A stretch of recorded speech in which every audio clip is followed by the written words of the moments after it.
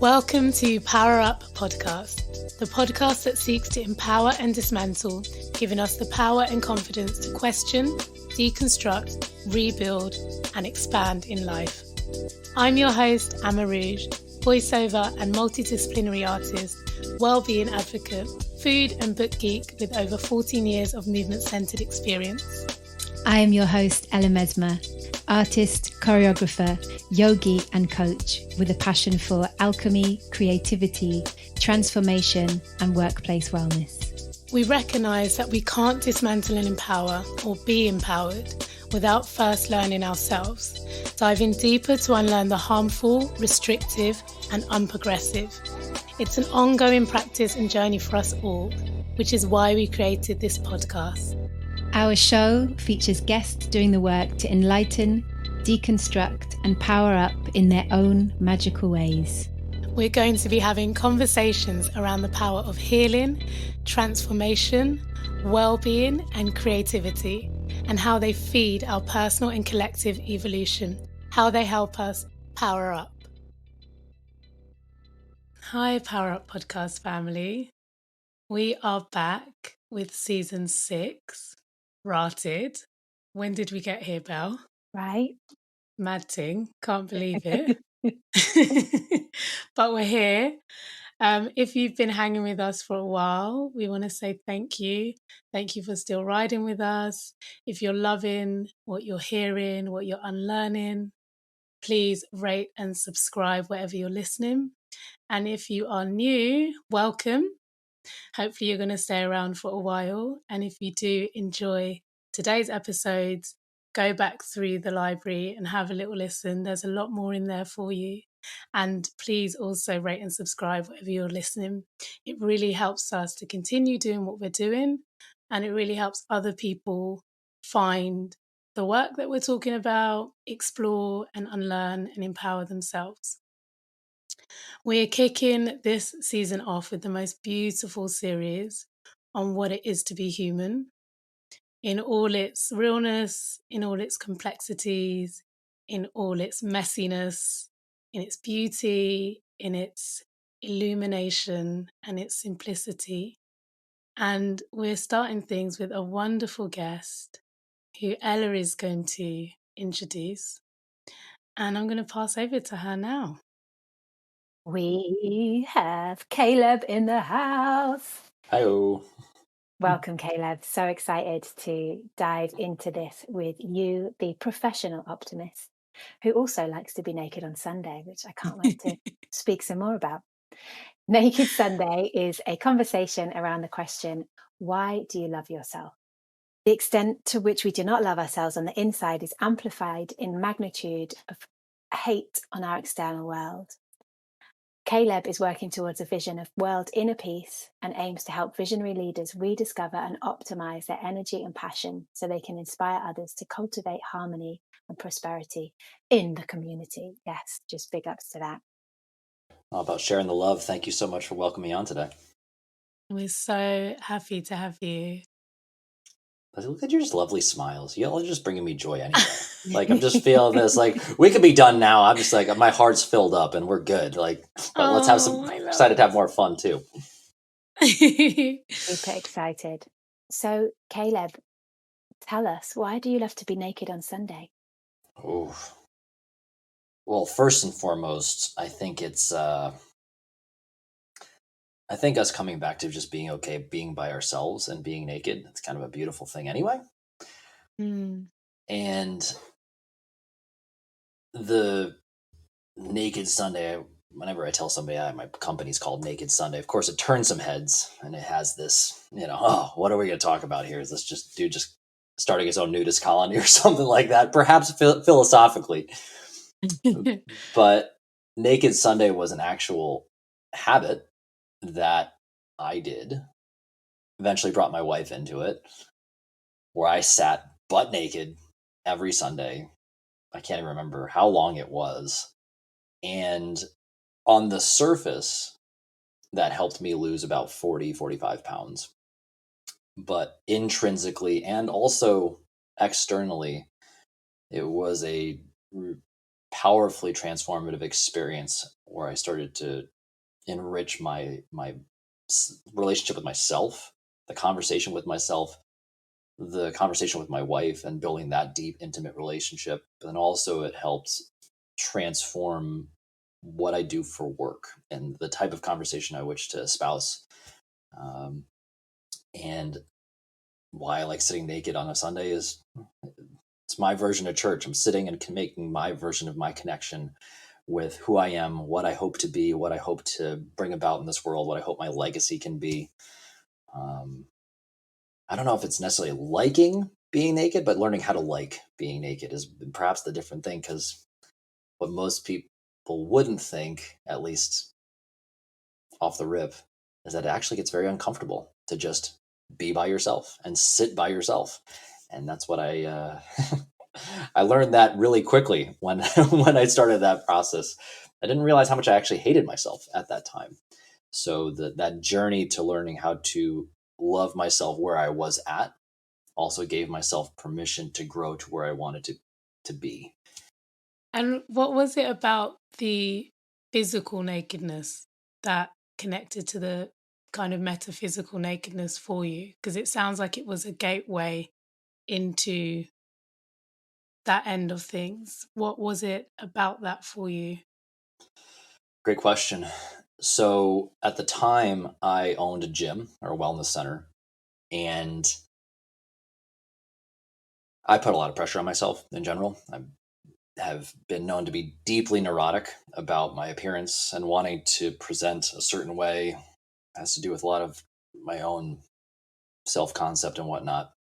But Mm, especially for me, there's nothing I hate more than hypocrisy. And especially if I am not living in alignment with what I believe to be true and setting a good example for those I'm responsible to. At that moment in my life, I was comparing myself to the social media swipe. Oh, here's all these gym guys or whatever. And it's like, bro, you don't look this way. And I felt a lot of shame wrapped around my body at that moment, especially having defined myself as an athlete. I mean, to give perspective, there was a moment probably 10, 11 years ago. I sold a membership literally butt naked in a locker room, sitting in a hot tub, just like because I didn't care, because I was very mm, lean, very whatever. But it wasn't my thing. I was working for somebody. And here I was with this creation that I had rejected some past thing and moved and tried to create my own thing. But I didn't have a strong sense of identity of what am I? What am I doing? What problem do I want to solve?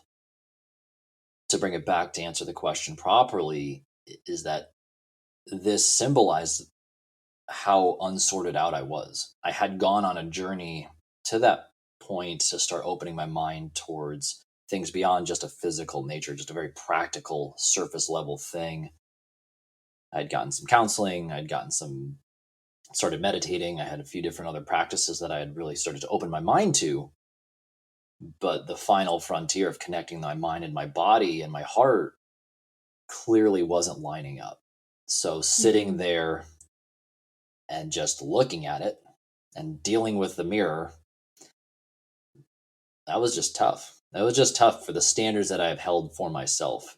Albeit I was able to, because I had gone on this other journey of trying to find more value in just things beyond the surface and Mm. deepening my conversations. They'd gotten me to this point. I would go so far as to say, like, I needed to go on that journey to understand just having the internal conversation, but I needed to learn how to marry the external. That had gotten me to this moment. I still needed to line up the two and make it also very practical. And for me, learning how to just sit with looking in the mirror, the practical outcome, I couldn't argue with it. My body was the perfect journal. You were stressed out on Tuesday, so you went and crushed a sleeve of Oreos. Huh? How do you think that helped your outcomes here, Caleb? And that I couldn't run from it, and Yeah. I see that with a lot of people. The amount of people I know, and I had already had conversations with, that couldn't even look at themselves naked in the mirror getting out of the shower. I'm like, oh, there's got to be something here. What is happening? It was just an opportunity for me to better understand myself and learn how to respect the vehicle I've been given and learn how to confront accountability with more grace and more understanding.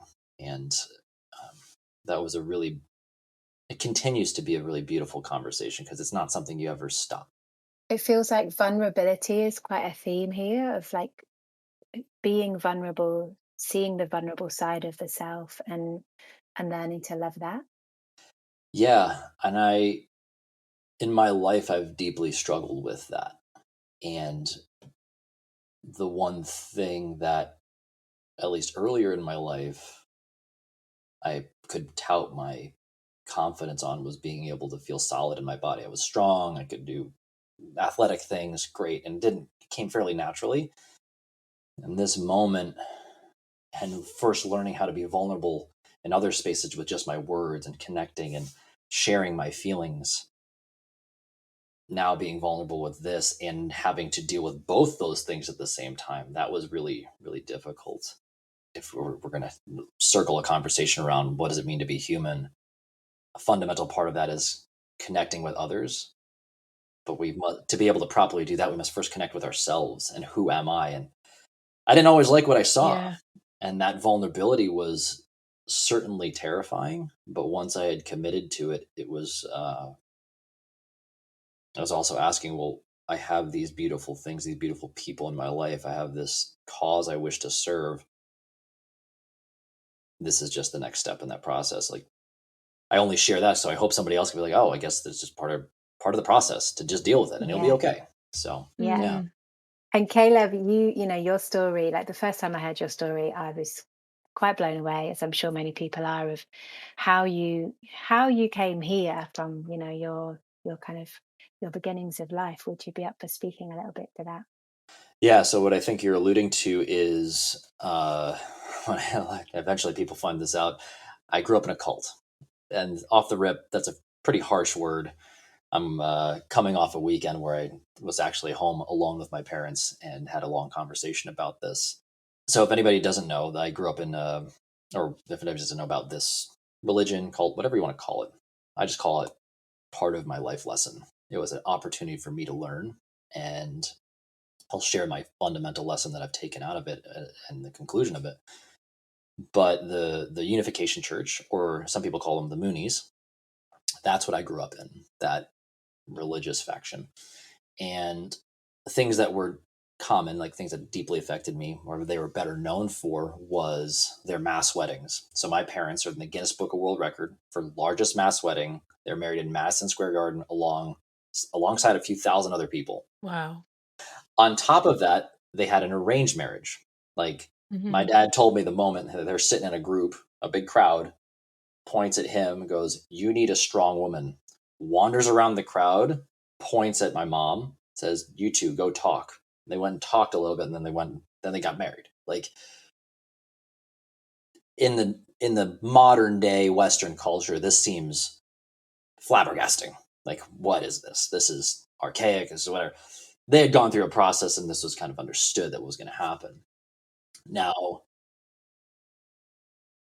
this was also going to become an expectation for me that I was going to have this arranged marriage. So there was no such thing as dating, premarital, anything. You're going to be matched. You're going to have your path, your love chosen for you. I should clarify for everybody. I had loving parents. I had a family that took care of me. I had food in my belly, a roof over my head. But for me, for a formative mind, when I look back at how it impacted me in my life, most people wouldn't know this, but until I was 17, I didn't know how to talk. I did very well in school and I did very well in sports because it was a game. It was math. Train your body, do the homework, do the schoolwork, take the tests. And I was your prototypical all-American white boy who just like did well at those things. And I could fit that role. But I didn't know how to share any conversation of substance. And because of that, in my life, I've always felt very much like the outsider. I struggle, I should say past tense. There's still moments when I'm feeling insecure within myself where I feel like I'm walking into a room and I'm just like, freaking out like I'm the outsider. We would not know that though. Nobody knows that ever, right? The Yeah. funny part is like I'm the guy you send into the room to just go make friends, which is seems very paradoxical. Right. But as I reflected on this, I find it a very beautiful gift from my perspective. So when on my perspective on where I'm going with my life and how I hope to serve, anybody who's grown up in a very rigid, dogmatic, we'll call it religious setting, there's a lot of right, wrong, good, bad, a lot of shame and guilt tactics, a lot of you're going to be kicked out from the tribe if you don't follow completely ideologically. And for me, the thing that mattered most was how do you receive love? When can you receive the ultimate connection? When are you worthy of unconditional love? That's what I've reflected on. And it was on somebody else's terms. So a lot of my life spent around waiting for somebody else's permission to tell me when I'm allowed to have love. My own constructs, my own stuff. But the beautiful thing for me is that I understand that. So when I see or hear people use words like should, shouldn't, right, wrong, good, bad, and then you hear the subsequent shame and guilt tactics that come across anything. Like I joke like, hey, I grew up in a cult, but so did you. Almost everybody. Because we're so caught up in like these were our God figures, whomever it was, there's often not a lot of curiosity. Like I couldn't bring up my own curiosities and my thoughts of like, I see things differently. How do we have that conversation? And that helps me bring empathy to the stage of where like, cool, I get it. Here, you feel this way, but those types of words, nothing in life is binary. There's a lot of gray area. And when you say right, wrong, good, bad, it's always compared to what and what goal. And a lot of times, I think you think of the classic like mom or dad moment where you go, well, why shouldn't I do this? Or why can't I? It's because I said so. Well, that's just like unquestioned authority. It's like, if you give me a good reason, oh, okay, like that makes sense to me. I can wrap my head around it. But if it's just this blanket lack of curiosity or there's no further conversation, what are we doing? So I think I circled in a lot of different directions, but hopefully somebody can take out of that. Like my journey to that was learning how to be like, no, well, you already are worthy of love. You are enough. When you start with that, when you know you've already become successful because you were alive, now you can receive more.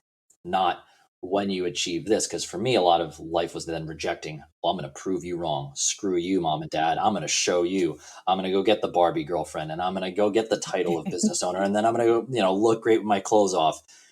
And I was still miserable and I had a massive void in my heart all the time. And I really didn't realize that I just wanted their acceptance and to feel loved and connected. I feel like those three words encompass at the very core what humans all desire. Unconditionally loved is really the thing for me. But I think accountability in there is important also with real love. It's that connection though. And I think that I was enough is cool. And like unconditionally loved. Yeah. But I think part of unconditional love is this is the hardest part I've struggled with. The second, and this has been a recent conversation, my wife, where I was learning I still wasn't completely giving myself over to her and vice versa. But I was more aware of it, so we got to take the lead. It was this idea that, hey, for us to work in harmony together, I need to leverage your skill sets that you're better at, which also means in some ways you're going to have the power to tell me no. I don't like that. And the same thing for her. She's always like, I will use an example of like, we want to buy a house. And she's like, well, I don't want to be told I can't buy like something or other. I was like, if it doesn't align with our big vision together, yeah, with how else am I able to hold you accountable? So it's with these, and it sounds ridiculous. Like, oh, I want to go buy, this $100 thing from the random Marshalls or Target or whatever the thing is. I'm like, yeah, that's the point. Like, don't waste your money on that if you're saying we're working towards the bigger thing. And I struggled with that because that's that masculine, rigid, like, here's the boundary, don't cross it. And that was something difficult for me because I don't want to be told no and I want to tell everybody yes. But that was like, oh, that's also love. That's also love. Yeah, Yeah. absolutely. But learning how to accept that was really tough. And I should also bring this into the fold, and I don't know where it's going to land with anybody listening. But the funny thing is, when I stopped seeking all external acceptance, because I didn't care, I was just like, I need to just accept myself. All of a sudden, I got all that validation, that external validation that I thought I wanted. And it was like, whatever. Like, I distinctly remember my father one day turning to me while I'm at home, like 5 years ago. It was literally 5 years ago to like almost a month. I'm sitting there and he looks inside, points at my then girlfriend. It was Lexi. And he goes, so you going to marry that girl? And it was like, oh, it just like slapped me upside the head. I didn't realize it was like, he just gave me his blessing. And I hadn't cared to ask for it. It was just like, oh, he saw that I was willing to walk this path regardless. And he saw that, I mean, my wife is truly a phenomenal, like, I think she's here to change the world. I fundamentally believe that. Massively gifted. And my wife's name is Lexi, but for anybody who's listening, shout out, honey, I love you. Shout out to Lexi. She's the best. Lexi. Tell us about the League of Extraordinary Beings, Caleb. So the League of Extraordinary Beings, thanks for asking about it. This is my group membership, mentorship. And in that, I just like being around cool people. Let's start with that. Like, there is a power of a group dynamic.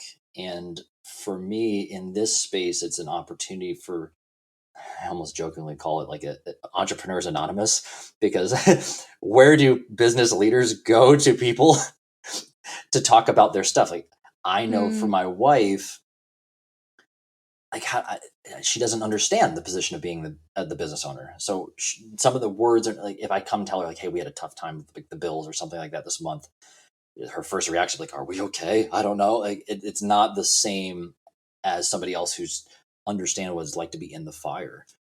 So that's a cool part. But the other beautiful thing I love about entrepreneurs is it's like a euphemism for saying professional personal development.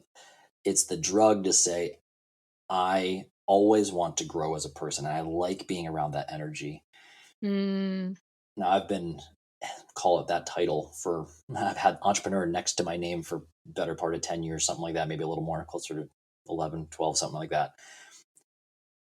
I know what it feels like to be at a lot of different places. I've gone through a lot of fallouts. I've been in multiple business partnerships. I've dealt with building an external relationship on top of that at the same time. I've dealt with bringing my personal relationship into the business.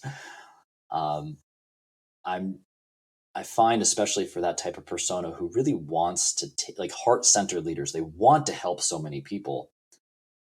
Who's looking out for them? And that brings me a lot of joy to house a space and house a conversation where they're like, cool, let's talk about the real stuff beyond just my day-to-day business stuff. We need to look at your health. We need to look at your relationships. We need to look at, well, what work are you doing? Especially, like, I tend to work with people who've already been fairly successful in business. They've been in it for 3 to 5 years. They've checked the box on like, I've survived. To move into that place, like, what does it mean to thrive? Well, they probably don't have as much time anymore. They've added a lot of complexity in their life. How do we simplify this so they can give themselves permission to take care of themselves, fill their own cup, have that self-care? So this is kind of that breeding ground for that. And then I work on doing private stuff with people like that for specific, like, what do they need? But it's like the watering hole for people who need to be around other cool people who just know how to have that conversation. And in terms of human relationships, Caleb, and kind of what you do, I feel like there's a core, there's a heart there of what it's really about for you. And I wondered if you could describe that in a sentence for us. What is it? What are human relationships all about for you?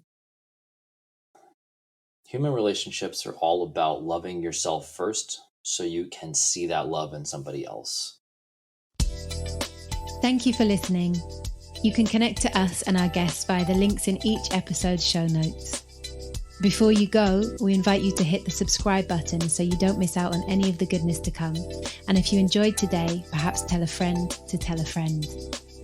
We are always grateful for you, our listeners, for our fabulous guests, and to everyone who has contributed to and been a part of our journey here. Our music is by Tomo Carter.